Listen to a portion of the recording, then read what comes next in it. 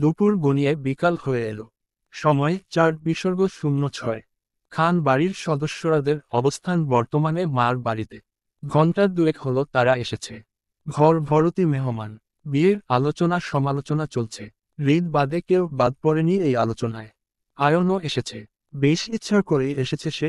নিজের মা বাবা, নানা নানি, খালা খালু আর নিহা সোহাগকে সহ বিয়ের তথ্য নিয়ে মার জন্য। সাহেবার বড় মেয়ে মারিহা আসেনি। তার ব্যক্তিগত কাজের জন্য। বাকিরা সবাই 4 গাড়ির করে আসলো। একটাতে বডিগার্ড।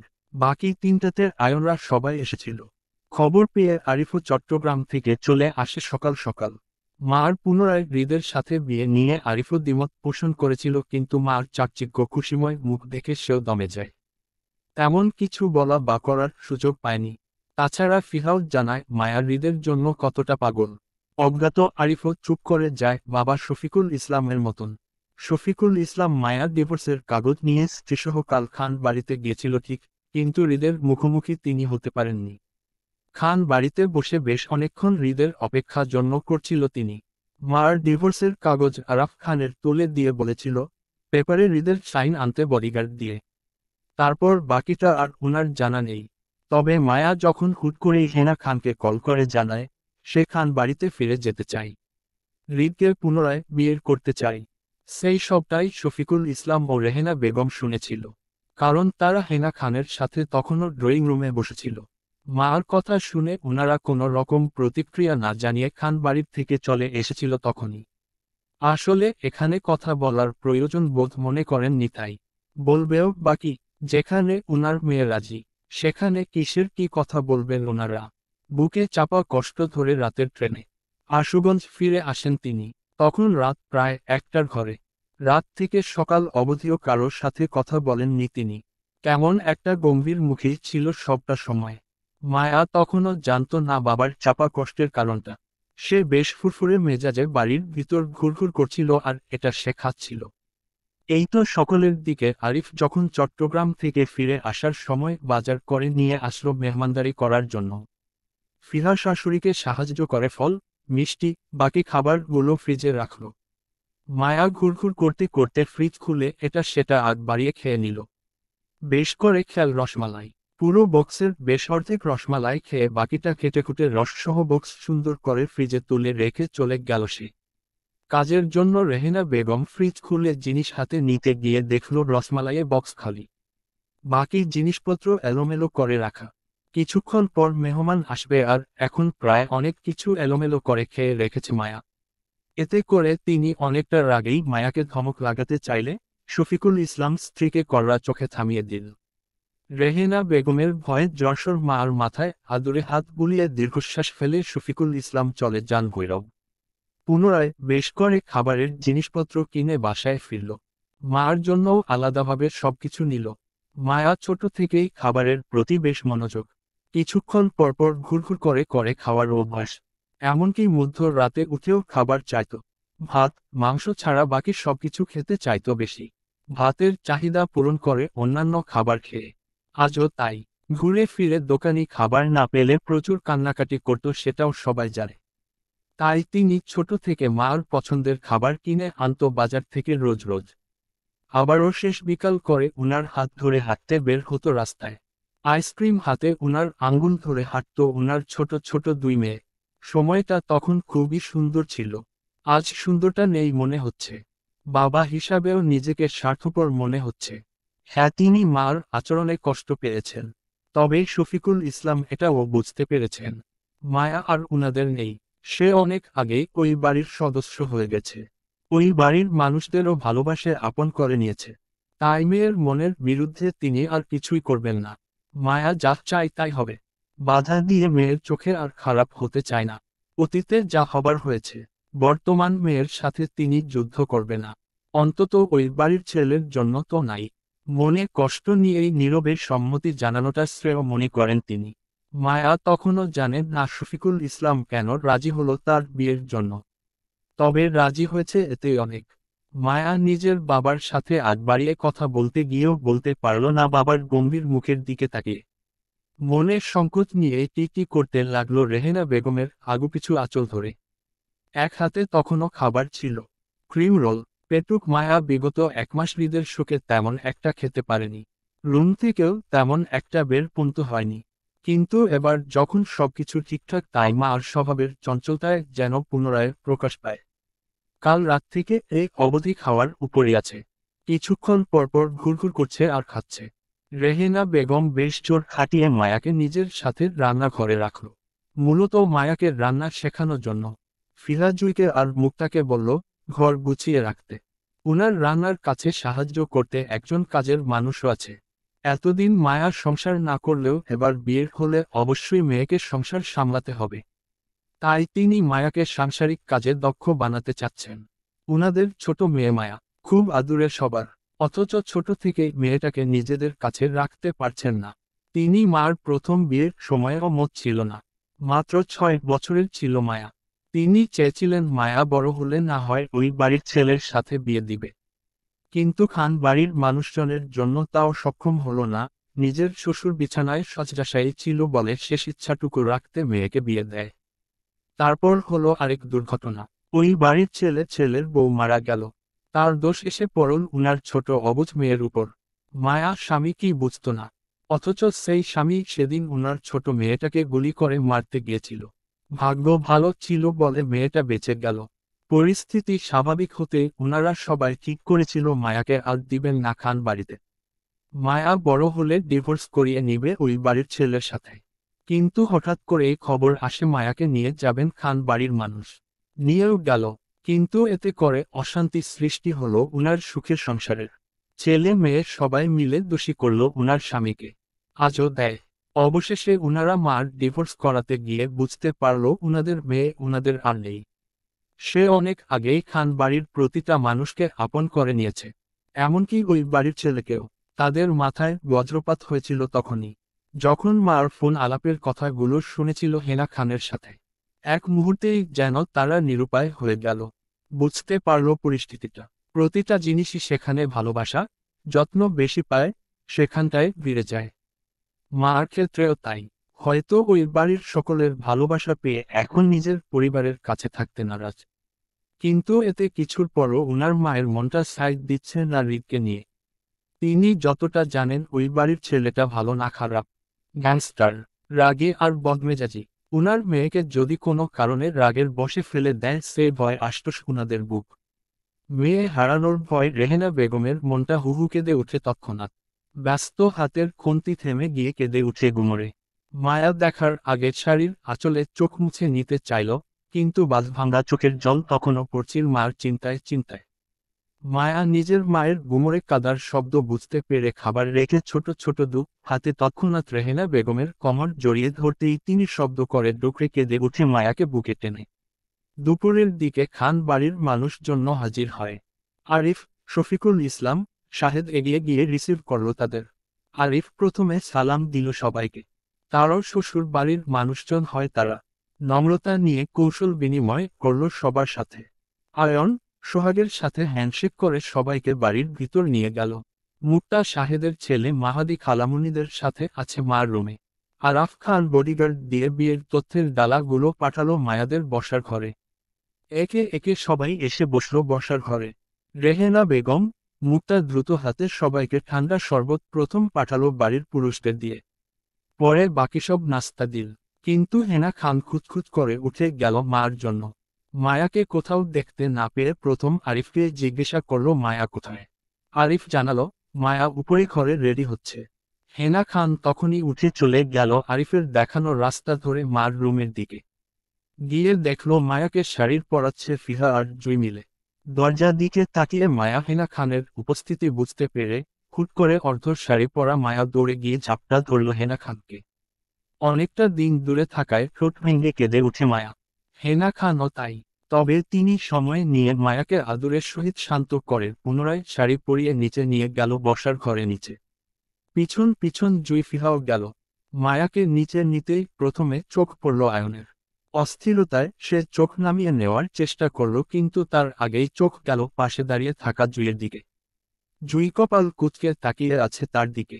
হয়তো বুঝতে পেরেছে আয়নের মার প্রতি অস্তিত্ব বোধের কারণটা। আয়ন জুইয়ের প্রতি বিশেষ মনোযোগ হল না। চোখ নামিয়ে নিতেই বুঝতে পারল কেউ তাকে জড়িয়ে। আয়ন ফিহার উপস্থিতি বুঝতে পেরে আলতো হাতে ফিহাকে নিজের প্রশস্ত বুকে জড়িয়ে নিয়ে আদর করল। বিয়ের পর পীর যাত্রা শেষ করে ফিহা আর নিজের বাড়ি যায়নি। হয়তো নিজের মার প্রতি চাপা অভিমান পোষণ করে যায়নি। আয়ন বেশ বুঝল, ফিহা একে একে নিজের বাড়ির মানুষদের সাথে মিলিত হল। নিজের মাকেও জড়িয়ে ধরল, নীরবে চোখের পানিও ফেলল। এই প্রথম সে এতদিন নিজের পরিবার থেকে দূরে থাকায়। মায়াকে নিয়ে হেনা খান বসল আরাফ খান আর উনার মাঝে। মায়া প্রথমে বেশ অস্তিত্ব আর লজ্জায় মিলিয়ে গিয়ে জর্জর হয়ে মাথা নুয়ে বসেছিল সবার সামনে। এর মাঝে মায়াকে আরাফ খানও আলতো হাতে জড়িয়ে নিয়েছিল আদর করে। চোখের ইশারায় মায়াকে বুঝাল অস্তিত্ব বোধ না করে স্বাভাবিক হয়ে বসতে। মায়াও বেশ স্বাভাবিক হয়ে বসল। বাকি সবাই বেশ খুশি মনে দুই পরিবার কথা বলছিল একে অপরের সাথে। মায়া নিজের ডাগর ডাগর আখিদয় ঘুরিয়ে কৌতূহলী হয়ে চারপাশে তাকিয়ে হৃদকে খুঁজল, কিন্তু পেল না কোথাও। হৃদকে আশেপাশে কোথাও দেখতে না পেয়ে মার বুঝল হৃদ আসেনি। হয়তো তার সাথে রাগ করা নিয়ে আসেনি হৃদ। কষ্টে মায়া ঠোঁট ভেঙে কাদা উপক্রম হল। মুহূর্তে চোখ দুটো টইটম্বুর হল। হৃদের রাগ যে মায়া সহজে ভাঙতে পারবে না সেটাও বুঝল। কিন্তু মায়া এখন কি করবে, কিভাবে ভাঙাবে তার মিস্টার ভিলেনের রাগ? মায়া কিছুই বুঝে উঠতে না পারল না। মার কান্না থামল। হেনা খান হুট করে মার কোলের নাস্তার প্লেট তুলে দিতেই মায়া এক মুহূর্তের জন্য হৃদকেও ভুলে গেল খাবার পেয়ে। সেই সাথে সবার কথার মনোযোগ না হয়ে চোখে পানি নিয়েই নাক টেনে টেনে নিজের খাবারগুলো শেষ করতে লাগল। আলোচনার একটা সময় হেনা খান মার হাতে বংশগত দুটো বালা আর একটি আংটি পরিয়ে দিল। হৃদের বাগদত্তা হিসাবে বেশ কিছু গহনাপত্রের সাথে কিছু টাকাও সালামি সমেত দিল। মার বিয়ের সবকিছু ঠিকঠাক হলো সবার দুপুরের খাবারের পর। বিয়ের ডেট ধরল হৃদের পূর্ব থেকে ফিক্সড করা ডেট অনুযায়ী সামনের শুক্রবারে। আজকে শনিবার মানে আর 6 দিন মাত্র 6 দিন। বিয়ের এত ছোট ডেট নিয়ে আপত্তি জানালো মার পরিবার। কিন্তু আরাফ খান অনুনয় সুরে আবদার করল এই ডেটটাই রাখতে। কারণ তাদের বিয়ে কার্ড অলরেডি এই ডেটে অর্ডার করা হয়ে গেছে। অনেকে পূর্ব থেকেই এই ডেটে দাওয়াত করা হয়ে গেছে। তাই ডেটটা চেঞ্জ করলে সমস্যা হবে বলে জানায়। অজ্ঞাত মায়া পরিবার এটাও মেনে নেন এবং সহমত পোষণ করেন। মার বিয়ের ডেট মেনু নিয়ে আলোচনা করতে করতে প্রায় সন্ধ্যা হয়ে যায়। খান বাড়ির মানুষজন ফিরে যেতে তারা দিলে মায়া পরিবার জানায় তাদের রাতের ডিনারের শেষে যেতে। বাধ্য হয়ে তখন আর কারো যাওয়ার হলো না। বসার ঘরে সবার বেশ খুশ মেজাজে আলোচনা সমালোচনা গ্রুপ হয়। মায়া হেনা খানের সাথে বসে আছে। তবে হুট করে আয়ন উঠে কিচেন দিকে গেল। ফিহা, রেহানা বেগম, মুক্তা একজন কাজের মানুষের সাথে জুয়ো টুকটাক কাজ করছিল তখন। আয়ন কিচেন দরজা থেকে গলা কেশে নিজের উপস্থিত জানান দিল সবাইকে। সবাই চমকে সেদিকে তাকাতেই দেখল আয়ন। ফিহা বেশ হাসি মুখে নিজের ভাইয়ের দিকে এগিয়ে গিয়ে প্রশ্ন করল, আয়নের কিছু লাগবে কিনা? আয়ন ঠান্ডা পানি চাইলে রেহেনা বেগম দ্রুত হাতে গ্লাস ভর্তি ঠান্ডা পানি দিল আয়নকে। পানির গ্লাসটা সম্পূর্ণ শেষ করার মাঝে আয়ন একবার আর চোখে জুইকে দেখে নিল। বেশ স্বাভাবিক ভঙ্গিতে পানির গ্লাসটা রেহেনা বেগমের হাতে তুলে দিতে দিতে বলল আয়ন, আন্টি আমি একটু রেস্ট নিতে চাই। আসলে অনেকটা ক্লান্ত লাগছে আমার। যদি একটা রুমের ব্যবস্থা। আয়নের কথায় ইতি টানার আগেই রেহেনা বেগমের ব্যস্ত গলায় বলল, হ্যাঁ হ্যাঁ বাবা অবশ্যই হবে। তুমি রেস্ট নিতে চাও এতে সংকোচ কিসের? আমরা কি তোমাদের আপন না? ফিরা যাও তো তোমার ভাইকে উপরের গেস্ট রুমে নিয়ে যাও। জি আম্মু। ভাই চলো। ফিহার সম্মতি আর রেহেনা বেগমের কথায় হালকা হাসল আয়ন। ঠান্ডা কণ্ঠে বলল, আন্টি ফিহাকে মা ডাকছে। হয়তো কোনো কাজে হবে। আয়নের কথায় রেহেনা বেগম তৎক্ষণাৎ বলল, আচ্ছা ঠিক আছে। ফিহা তুমি তোমার মার কাছে যাও। এই জুই, যা তো তোর এই ভাইয়াকে উপরে গেস্ট রুমটা দেখিয়ে দিয়ে আয়। যা। রেহেনা বেগমের মুখে জুইয়ের ভাই আয়ন, এই কথাটিতে বেশ চমকে উঠেছে। বিস্মিত বিস্ফোরণে চট করে তাকালো ফিহা জুইয়ের দিকে আয়ন। তাদের দুজনের একই অবস্থা রেহেনা বেগমের কথায়। নিজের বউয়ের ভাই এক মুহূর্তে হয়ে যাওয়াতে বেশ নারাজ প্রকাশ করল আয়ন। তবে কাউকে বুঝতে দিন না সেটা তার মনে মনে রাখল। আয়ন কথা না বলে বের হয়ে যেতেই মুড়ে মুড়ে হাসল জুই। সেও কিছু না বলে আয়নের পিছন পিছন যেতে লাগলো। ফিহাও গেল নিজের মায়ের কাছে। কিন্তু গিয়ে বুঝতে পারল আসলে ফিহাকে মেহেরবান ডাকেনি। আয়ন মিথ্যা বলেছে। কিন্তু কেন বলল প্রথমে বুঝতে না পারলেও বাহিরের দিকে উকি মেরে সিঁড়ি দিকটা তাকিয়ে ঠিকই বুঝতে পারল আয়ন জুইয়ের সাথে আলাদাভাবে সময় কাটাতে চাই বলেই তখন মিথ্যা বলেছে। ফিহা হাসল। পাশ থেকে আরিফ দেখল সেই হাসিটা। সে এগিয়ে এসে ফিহার সাথে কথা বলতে চাইলে ফিহা আরিফকে ইগনোর করে চলে গেল পুনরায় কিচেনের দিকে। আরিফ দীর্ঘ শ্বাস ফেলল। তার দিকটা কখনো ফিহা বুঝবে কিনা কে জানে। তবে আরিফও সুযোগ সন্ধানে আছে। একটা সুযোগ সেও কাজে লাগাবে। ফিহাকে বশ করতে। আয়নের পিছন পিছন সিঁড়ি বেয়ে দুতলা উঠে ফ্ল্যাটের দরজা খোলার সময় পাশে এসে দাঁড়ালো আয়ন। জুইয়ের দিকে তীক্ষ্ণ দৃষ্টিতে তাকিয়ে ভরাট কণ্ঠে প্রশ্ন করল, জুই আমি কিন্তু ভীষণ চিন্তায় আছি। আমাদের ছেলে মেয়েগুলো আমাকে বাবা ডাকবে নাকি মামা ডাকবে সেটা নিয়ে। আপনার মা তো আজকে আমাকে আপনার ভাই বানিয়ে দিল। এবার বোন হিসাবে আপনিও কিন্তু নিজের ছেলে মেয়েদের মামি হয়ে যাবেন। লোকে ধরে রাখা জুইয়ের হাতটা কেঁপে উঠে আয়নের বেগতিত কথায়। উত্তেজনায় বুকো ধরফর করে উঠে তৎক্ষণাৎ। আয়ন যে ঠোঁট কাটা স্বভাবের সেটা জুই বেশ ভালোই জানে। কিন্তু ভেবেছিল আয়ন হয়তো আজ এই বাড়িতে মেহমান হিসাবে এসেছে বলে তার সাথে আজ অন্তত ভদ্রতা বজায় রেখে জুইকে কিছু বলবে না। ভালো আচরণ করবে, ভালো কোথাও বলবে। কিন্তু জুইকে পুনরায় মিথ্যা প্রমাণ করল আয়ন।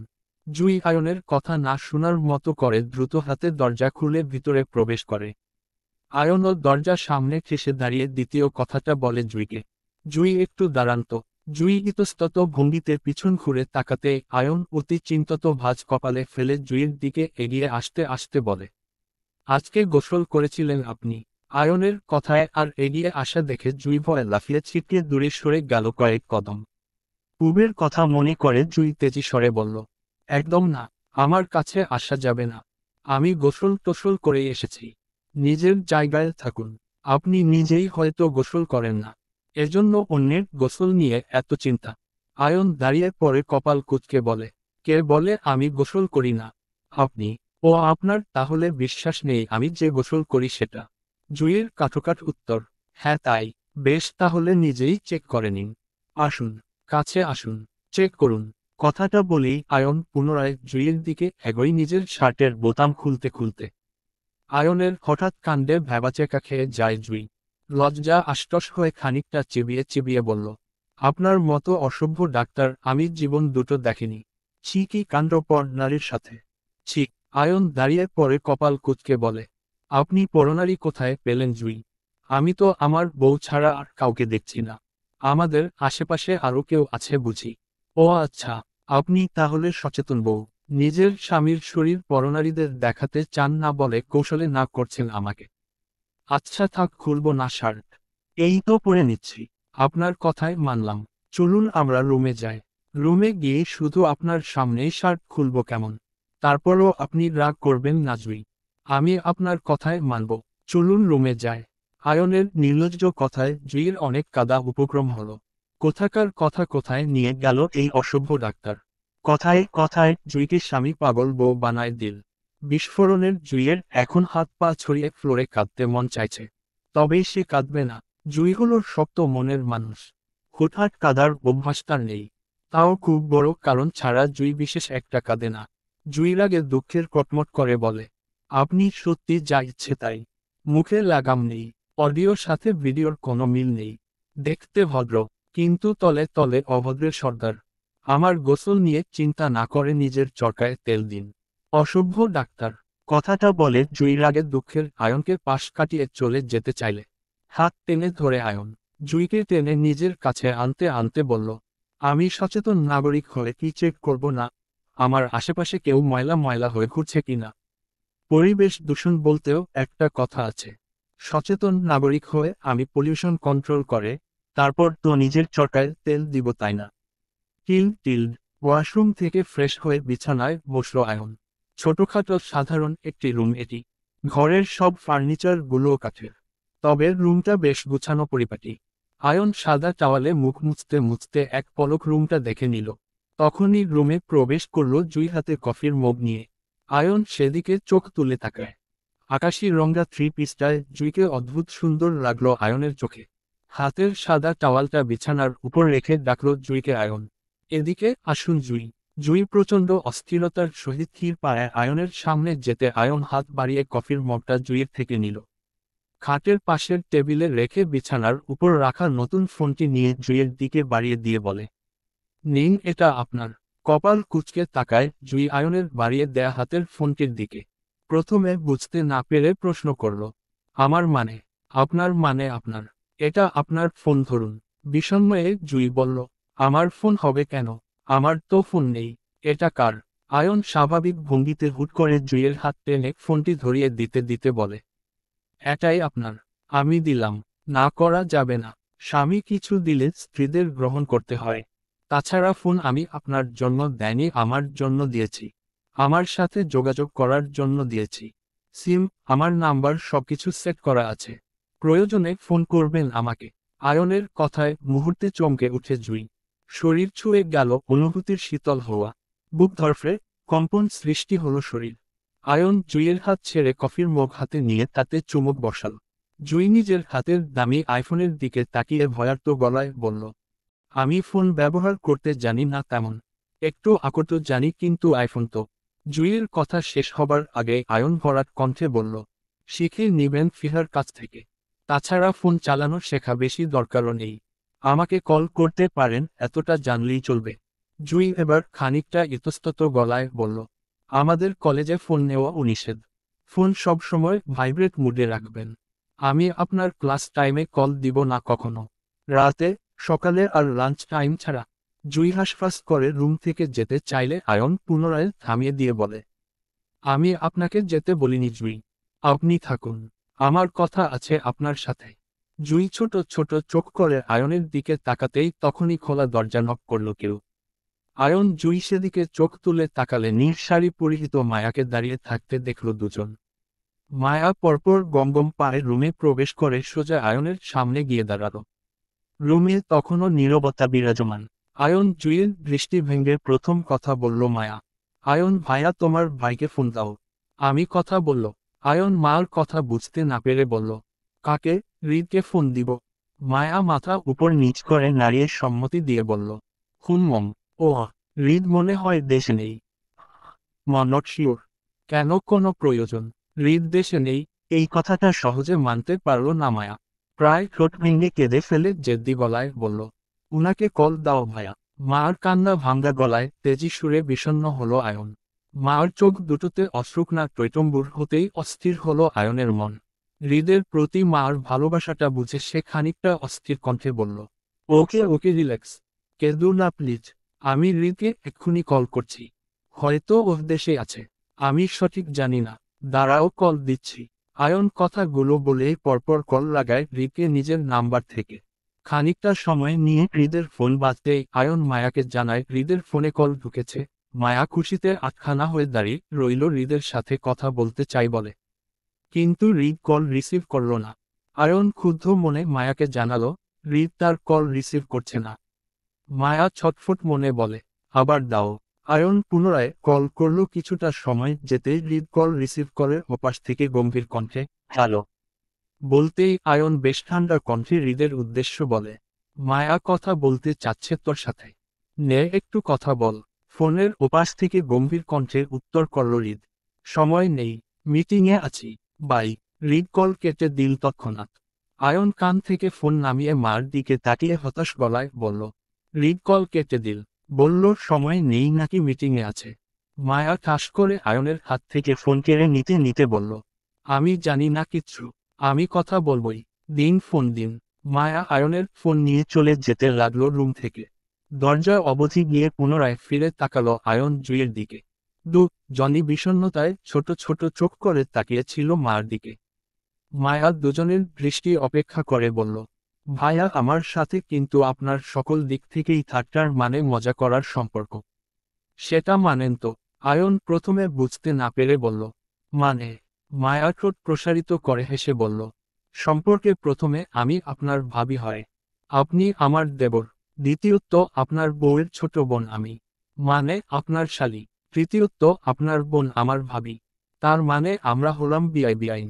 তার মানে আপনার সাথে আমার সব দিক থেকেই মজা করার সম্পর্ক আছে, তাই না?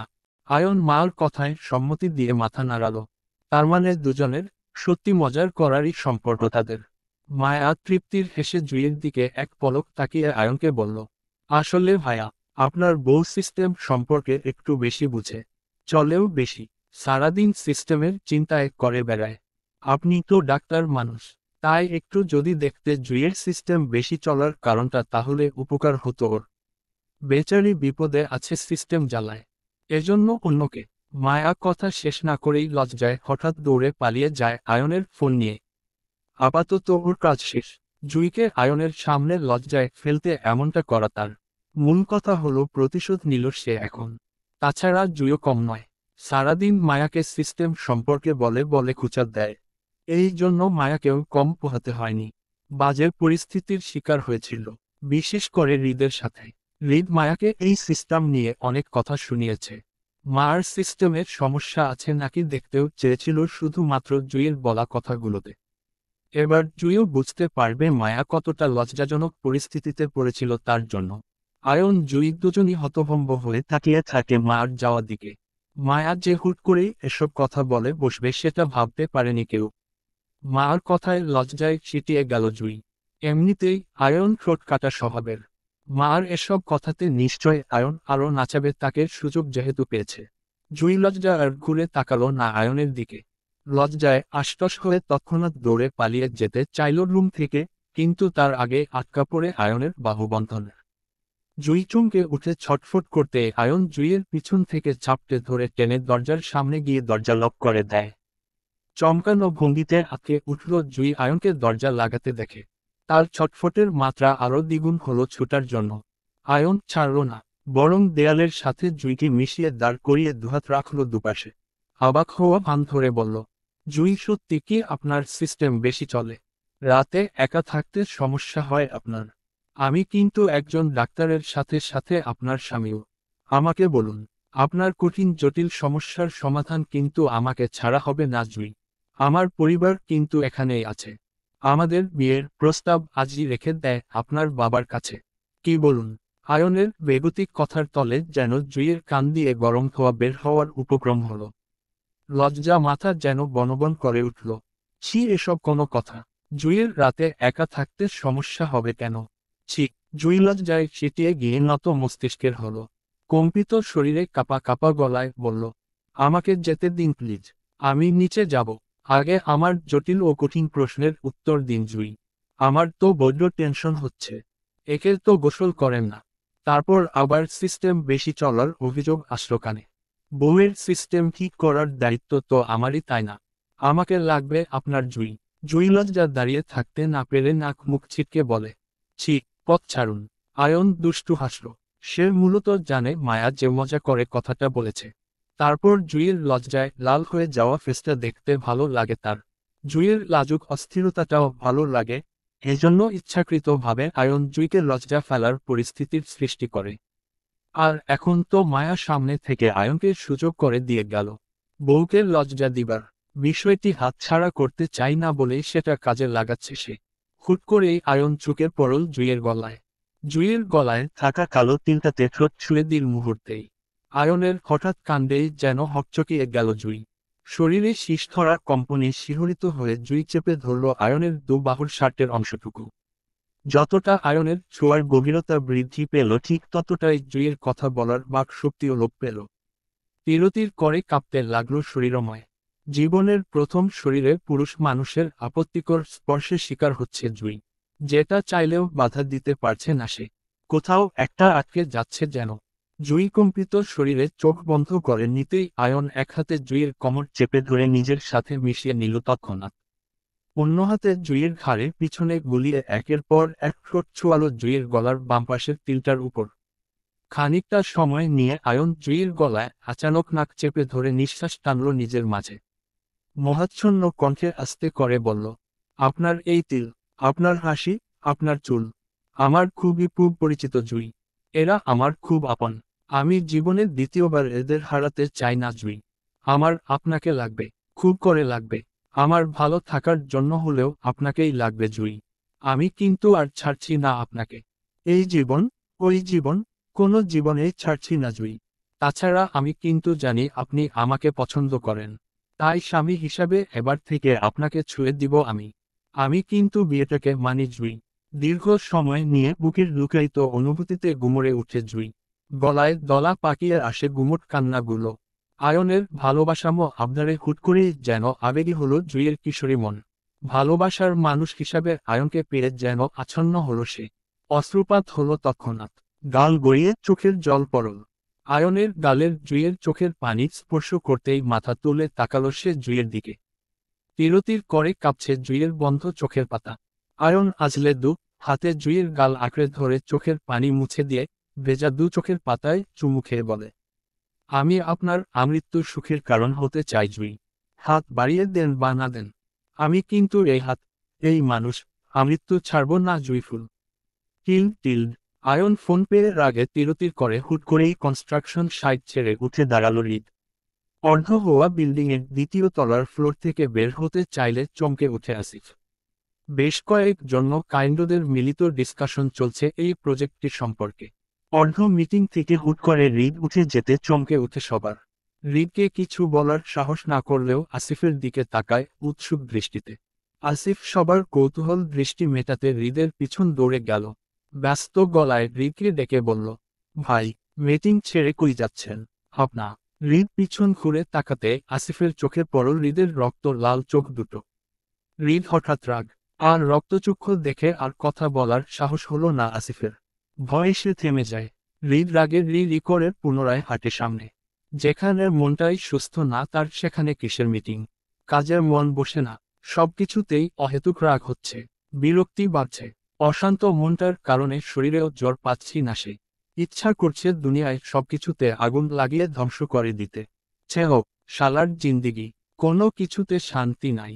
নারীবিহীন জীবনটা প্রথমে চালাতে গিয়েও পারল না। শত চেষ্টা পরও দূরে থাকতে পারল না সেই নারী নামক মানুষটির কাছ থেকে। অবশেষে সে বাধ্য হয়ে হেরে গিয়ে জীবনের প্রথম কোনো এক নারীর কাছে ধরা দিল। দুবার বিয়েটা পন্ত করল, বউ বানালো, অথচ তারপরও সেই বউয়ের কাছেই সে চরিত্রহীন। দুবার বিয়ে করার পরও তার ছোঁয়া নোংরা হয় বউয়ের জন্য। সে নাকি নোংরা হাতে ছুঁয়ে দেয় তার বউকে। সিরিয়াসলি, স্বামীর ছোঁয়াও কি কখনো বউয়ের জন্য নোংরা হয় পবিত্র ছাড়া? যদি না হয় তাহলে তার ছোঁয়া কিভাবে অপবিত্র হয়? প্রচণ্ড রাগে তিরুতির করে উঠে হৃদের শরীর। গায়ের কালো কোটটা টেনে খুলে ফেল গাড়ির পিছনের সিটে ঢিল মেরে। বডিগার্ডরা হৃদের পিছন পিছন দৌড়ে আসতে চাইলে তাদেরও হৃদ রাগী চোখ দেখায়। বডিগার্ডরা থেমে গেল। হৃদ শার্টের হাতা গুটিয়ে টেনে কুইন অবধি তুলল। তেজি হাতে ঠাস করে গাড়ির দরজা খুলে সিটে বসে পকেটের ফোন ঢিল মেরে ফেলল পাশে। এক মুহূর্ত সময় না নিয়ে গাড়ি স্পিড বাড়িয়ে চলল নিজ গন্তব্যে। গুটি কয়েক মিনিট সময় যেতেই হৃদের ফোন পুনরায় বেজে উঠল। হৃদ রিসিভ করল না। ফোন বাজতে বাজতে থেমে গেল। কিন্তু অল্প বয়সের ব্যবধানে আবারও পুরো দমে আগের ন্যায় ফোনটি বেজে উঠল।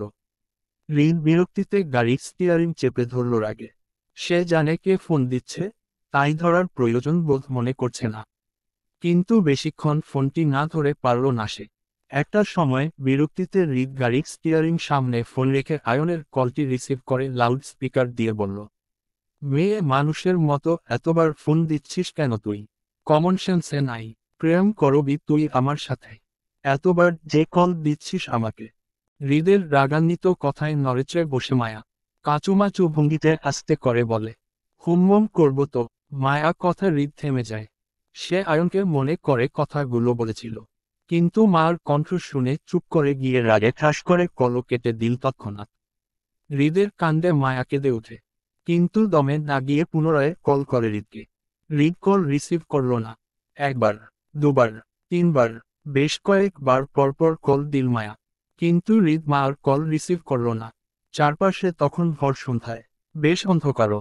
মায়া শাড়ির আঁচলে কান্নার নাক মুছে পুনরায় হৃদকে কল করে। এবার কেমন কেমন করে যেন হৃদ কলটা রিসিভ করে নিল। হৃদ কল রিসিভ করে নিজের রাগ ছাড়বে তার আগেই মায়া কেঁদে কেঁদে বলে ওঠে, আমার পেটে ব্যথা করছে তো। হৃদ গাড়ির স্টিয়ারিং ঘোরাতে ঘোরাতে রাগান্বিত গলায় বলে, তো আমি কি করব? আপনি একটু কথা বললেই তো হয়, আমি ভালো হয়ে যায়। আপনার জন্যই তো পেটে ব্যথা করছে আমার। একটু কথা বলুন না প্লিজ। ফোনের ওপাশ থেকে হৃদের রাগী উত্তর এলো তৎক্ষণাৎ, পারবো না। আপনি কথা না বললে আমি কিন্তু বিয়েতে রাজি হব না। ব্ল্যাকমেইল করিস আমাকে। দেখি তোর কতটুকু ক্ষমতা আছে। পারলে বিয়েতে না করে দেখা আমাকে। হৃদের কথায় মায়া দমে গেল। মার বিয়েতে না করা যাবে না কোনো মতেই। না করলেই ঘোর বিপদ নাচবে মার কপালে। তাই মায়া বিয়ের প্রসঙ্গ পাল্টিয়ে আদুরি গলায় ডাকল হৃদকে। এই, শুনুন না, এমন করছেন কেন? একটু কথা বলি না আমরা। আমরাই তো, তাই না? হৃদ অনেকটাই চমকে উঠে মার বগিরি ডাকে। হৃদের অশান্ত কলিজা যেন মুহূর্তেই শীতল হয়ে গেল। হৃদ কয়েক সেকেন্ডের জন্য থেমে গেলেও মায়াকে বুঝতে দিন না সেটি। পুরো দমে আবারও রাগ প্রকাশ করে বলল, পারবো না কথা বলতে। ফোন রাখো তুই। মায়া পুনরায় কেঁদেকুটে বুক ভাসিয়ে বলে ওঠে, আপনি কথা না বললে আমি কিন্তু এক্ষুনি ছাদে যাব। আমাদের ছাদ থেকে দুটো সুন্দর হ্যান্ডসাম ভাইকে দেখা যায় তো।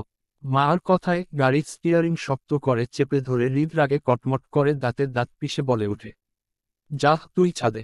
আমারে আসতে দেখ শুধু একবার। হৃদের কথায় মায়া নাক টানল কান্নায়। শাড়ির আঁচল দিয়ে শব্দ করে নাক মুছে বলল, আপনি এই রাতে আসতে আসতে আমি তো 2-4টে প্রেম করেই নিব ততক্ষণে। আমাদের ছাদ থেকে পাশের বাড়ির ছাদ দুটোতে সুন্দর সুন্দর 2টা হ্যান্ডসাম ভাই আছে। আমাকে বেশ পছন্দ করে তারা। এখন অবশ্য উনারা ছাদে আছে। আপনি ফোন কাটলে বা কথা না বললে আমি এক দৌড়ে ছাদে চলে যাব কিন্তু তাদের সাথে প্রেম করতে। বলে দিলাম। মার কথায় হৃদের রাগের যেন কি পরল। তরতর করে বার্ন্ত রাগে রিরি করে বলল, তোর মরার পাখ গজাইছে। আমারে একবার আসতে দে শুধু। কাঁচা চাবাই খাবো তোকে। তোর প্রেম করার শখ আমি বের করব। দেখিস। মায়া নাক টেনে কেঁদে কেঁদে বলল, একটু কথা বললে কি হয় আমার সাথে? অনেক কিছু হয়। ফোন রাখো। আমি কিন্তু এবার সত্যি সত্যি ছাদে চলে যাব। বলে দিলাম। ফোনের অপাশ থেকে রাগীস্বরে চেঁচিয়ে উঠে হৃদ। ঋত। মায়া কান্না ভেজা নরম গলায় হৃদকে কাবু করতে বলে, এই, শুনুন না, একটু কথা বলি না আমরা। জানেন জুই রুমে নেই। আয়ন ভাইয়ার সাথে এক রুমে আছে। এখানে আমি একা। তো, আপনাকে মিস করছি তো। তোর মিস করতে হবে না আমাকে। ফোন রাখো। মায়া আবারও পুরো দমে কেঁদেকুটে বুক ভাসিয়ে হৃদকে শুনিয়ে শুনিয়ে বলল, আপনার মতো আনরোমান্টিক, নিরামিষ আমি জীবনের 2টা দেখি নাই। একটু কথা বলতেও যুদ্ধ করা লাগে আমার।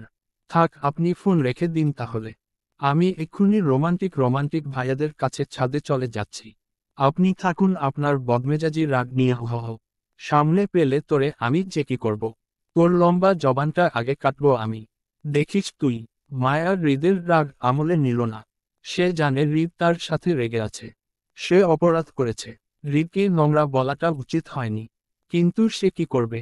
বলে ফেলেছে, কথাটা কিভাবে পুনরায় ফিরিয়ে নিবে। তাই হৃদকে মানাতে চেয়ে আদুরে গলায় বলে, এই, শুনুন, আমি আজকে শাড়ি পরেছি তো। সবাই বলেছে আমাকে নাকি খুব সুন্দর লাগছে। কিন্তু আপনি তো দেখেননি আমাকে। একটা ভিডিও কল দিন না আমাকে প্লিজ। হৃদ উত্তর করল না। রাগী হাতে ড্রাইভ করতে লাগলো। মায়া হৃদের সারা শব্দ না পেয়ে পুনরায় বলে ওঠে, আমার আবার পেটে ব্যথা করছে। একটা ভিডিও কল দিন না প্লিজ। করুক।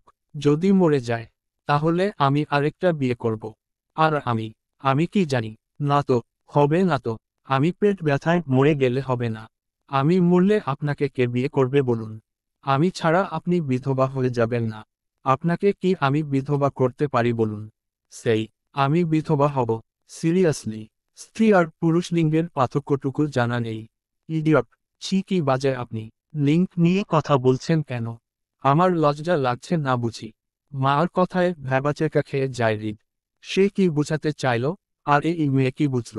সে ভাষার সম্পর্কে বলতে চাইল। আর এই মেয়ে সোজা লিঙ্গে চলে গেল। হৃদ ধমকে উঠে বলে, শাট আপ স্টুপিড। হৃদ ঠাস করে কল কেটে দিল। গাড়ির ব্রেক কষে সাইডে রাখল। রাগে অস্থিরতায় সিটে হেলিয়ে কপালে হাত ঠেকিয়ে চোখ বন্ধ করে শোয়া হয়ে বসে রইল কিছুক্ষণ। কিন্তু এতেই শান্তি পাচ্ছে না মার অনবরত ফোনের জ্বালায়। হৃদের মন ছটফট দ্বিগুণ হলো মার ভালোবাসামো আবদার শুনে। সবকিছু ঠিকঠাক থাকতো যদি মায়া সেদিন তাকে চরিত্রহীন, নোংরা বলে অপবাদ না দিত। হৃদ কষ্ট পেয়েছে এসব সবকিছুতে। হৃদের বাবা মা মৃত্যুর পর এই প্রথম সে মার সবকিছু তাকে ইফেক্ট করে। শুধু ইফেক্ট না, প্রচণ্ড রকমের ঘায়েল করে তার মনে। আর এতেও হৃদ বিরক্ত। তার অবাধ্য মনকে বাঁধতে পারছে না বলে। কেন তার বউ থেকে দূরে থাকতেও কষ্ট হচ্ছে এর জন্য। তবে হৃদ বাধ্য করবে এই বেয়াদব মনকে। কোনোভাবে সে আর বউয়ের কাছে ধরা দিবে না, আর না বউকে ছুঁয়ে দেওয়ার চেষ্টা করবে কখনো। যেটা ভাবে আছে সেভাবেই থাকুন। কোনো রকম ভালোবাসা বাসি হবে না তাদের মধ্যে আর। হৃদ মায়া কল কেটে নিজের দাদিকে ফোন করে বলে, আজ রাতটা মায়াদের বাসায় থেকে কাল সকালে খান বাড়িতে ফিরতে। সাথে এটা বলল, তিনি যেন মায়াকে কোনো মতেই ছাদে যেতে না দেয় এই রাতে। সে জানে তার বউ তাকে মিথ্যা বলেছে, তারপরও বউকে নিয়ে রিস্ক নিল না। যদি তার বউ ছাদে চলে যায় তাহলে রাগ অভিমান হৃদের ভিতরে থাকলো। তারপরও বউয়ের ভাগ সে কাউকে দিবে না। তার বউ তার অমূল্য সম্পদ। বুঝো অবুঝ, চঞ্চল, পাগল, সবকিছু তার। কিন্তু কখনোই রাগ করে বউকে দেখার সুযোগ অন্যকে দিবে না। হৃদ নিজের কথা শেষ করে ফোন বন্ধ করে দিল। আর বেশিক্ষণ মায়ার সাথে কথা বললে হৃদের ঢাকা থাকায় মুশকিল হয়ে যাবে। মার কাছে ছুটে যেতে চাইবে বলেই সে ফোন বন্ধ করে দিল। সে মায়া কাছে যেতে চায় না, নিজের মন বাঁধার জন্যই ফোন বন্ধ করল। পরপর কল করে হৃদের ফোন বন্ধ পেয়ে মায়া কেঁদেকুটে বুক ভাসালো অনেকটা। মার কাদার মধ্যেই হুট করে হেনা খান মার পাশে এসে বসল বারান্দায়। মায়াকে টেনে বুকে জড়িয়ে বলল, তিনি আজ মায়ার সাথে এই বাড়িতে থাকবে, বাকিরা সবাই চলে যাবে। মায়া খুশিতে উৎফুল্লর হয়ে এক মুহূর্তের জন্য ভুলে গেল হৃদের কথা। শুধু মনে রাখল হেনা খানকে। মার হেনা খানের আনন্দে নিজের কান্নাও ভুলে গেল। সেই রাতে সবার ডিনারের পরপর চলে গেল শুধু হেনা খানকে ছাড়া। যাওয়ার আগে আরাফ খান নিজের স্ত্রীকে বলে গেল, তিনি সকালে গাড়ি পাঠাবেন উনার জন্য। সকাল 9টা, শীতের সকল, সূর্যের নরম আলো আলোকিত সুন্দর ধরনী। ভোর সকালের দিকে আরাফ খান গাড়ি নিয়ে হাজির হয়েছিল মায়াদের বাড়িতে স্ত্রীর জন্য। তিনি হেনা খানকে বাসায় রেখে তারপর অফিসে যাবেন বলে। হেনা খান আসার সময় মায়াকেও সাথে করে নিয়ে আসল শপিংয়ের জন্য। মাত্র 6 দিন আছে বিয়ের। যত দ্রুত সম্ভব বিয়ের শপিং সারতে হবে তাদের। এই মুহূর্তে অল্প সময়ের মধ্যে দেশের বাহিরে যাওয়ার সম্ভব নয় ওনাদের। তাই আপাতত দেশের থেকেই বিয়ের শপিং করার চিন্তা ওনার। তবে এই নিয়ে একবার হৃদের সাথে কথা বলবেন তিনি। যদি হৃদ ইমার্জেন্সিতে তাদের দেশের বাহিরে যেতে ব্যবস্থা করে দেয় তাহলে যাবেন ওনারা।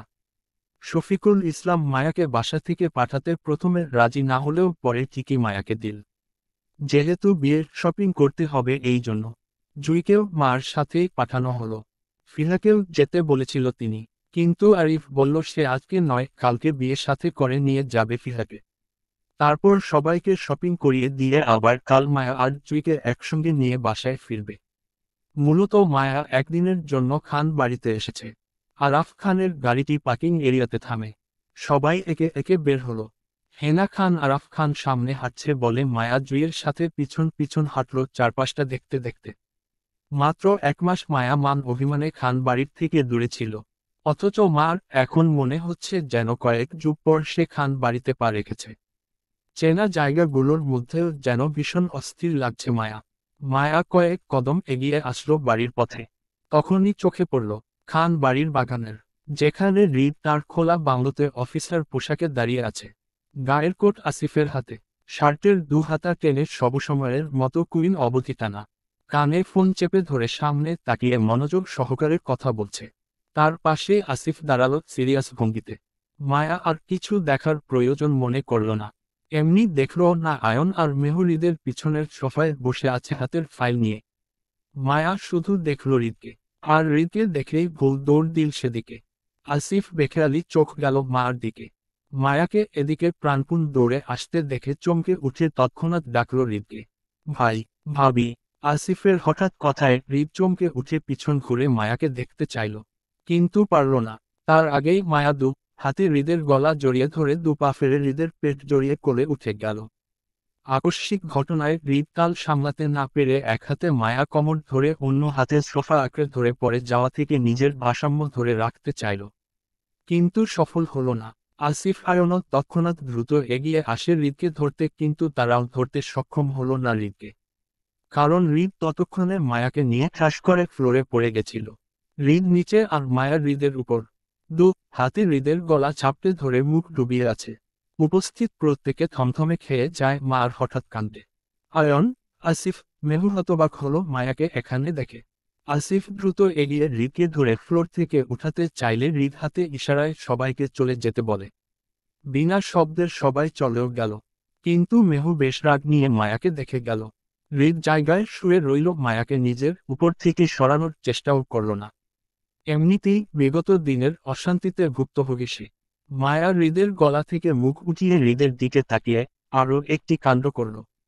পরপর টুক করে হৃদের এক গাল ওই গালের দুটো চুমু খেয়ে নিল, খুশিতে গদগদ করে বলল, এত গোলা মিস করেছি তো। মায়া হৃদের গলা থেকে মুখ উঠায়, হৃদের দিকে তাকিয়ে অপ্রকাশিত কাণ্ড আরও একটি করে বসল।